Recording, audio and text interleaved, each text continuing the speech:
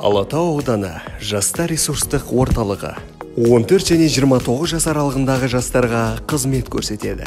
Кеңес беру қызметі жастарға әлеуметтік, мемлекеттік бағдарламаларды түсіндіру, семинарлар, тренингтер, диалогтық алаңдар, акциялар мен іс-шаралар, кәсіптік бағдар беру, жұмысқа орналасуға көмек беру, студенттік белсенділермен, қоғамдық ұйымдармен жұмыс жүргізу. Біздің қатарымызға қосылыңыздар.